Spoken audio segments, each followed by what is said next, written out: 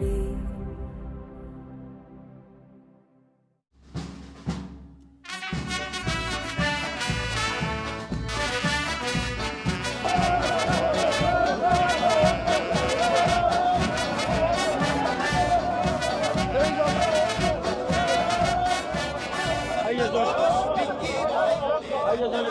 الله الرحمن الرحيم. إذا جاء نصر الله والفتح ورأيت الناس يدخلون في دين الله أفواجا فسبح بحمد ربك واستغفره إنه كان توابا. أولا نترحم على أرواح شهدائنا جميعا، لهم الرحمة والمغفرة، عاجل الشفاء للجرحى. ثانيا نفتكر نحن لكل سوداني وسودانية كبارا وصغارا شيبا وشبابا شبابا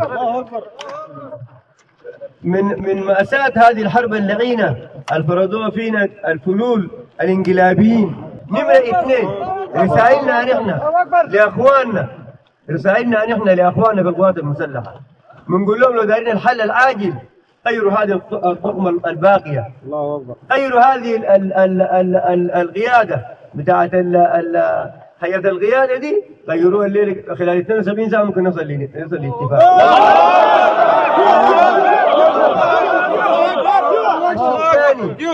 الشيء الثاني رسالتنا لشبابنا في الدعم السريع.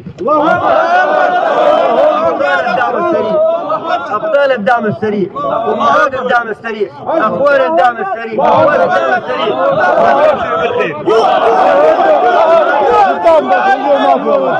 أبشر ما قصرتوا، درستوهم درس في القتال وفنون القتال.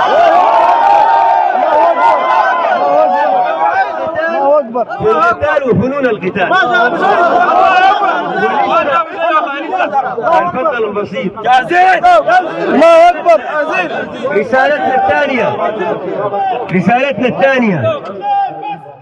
رسالتنا الثانية لأخونا ياسر عطا. عندنا نعرف كويس الكلام ده ما كلام كاسات،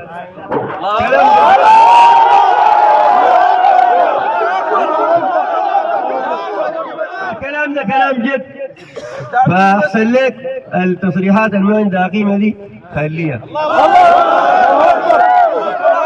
الرسالة الثانية للشعب السوداني، يا اخواننا الآن أحمد هارون طلع من السجن بترأس لجنة أمن ولاية القطارف وكسرة، بترأس لجنة أمن الولاية. طيب قدرت تقول لي ثاني أكثر من كذا؟ في بيقولوا في كذا؟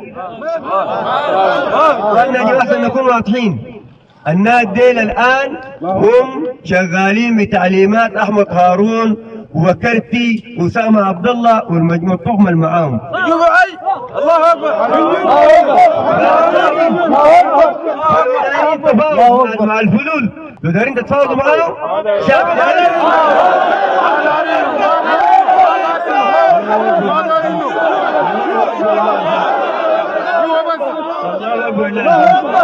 طيب يا اخوانا، احنا رسالتنا واضحه، احنا دعاة السلام ما دعاة فتنه ولا دعاة حرب، ودمروا السودان الان.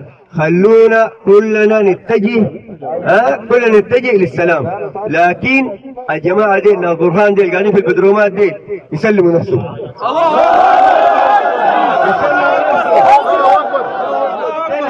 يسلموا نفسهم من الكذب والكلام اللي ما عنده قيمه والدعايات اللي بيعملوا فيها. واحد يشيل موتر يمشي يصور، يشيل له عربيه حقت مواطن متفلت يمشي يصور. ويا جماعه الرساله الثانيه والمهمه، المتفلتين احنا بريئين منه.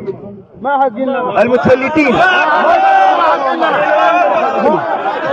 احنا ما عندنا حرامي، احنا ما عندنا مجرم، احنا نظيفين، احنا سليمين، احنا صادقين، احنا مخلصين، احنا ما حرامية.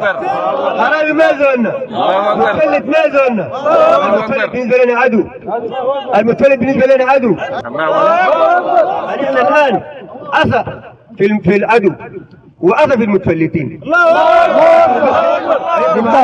وإن شاء الله مع الشعب السوداني وهنجيب الديمقراطية إن شاء الله. شكرا جزيلا.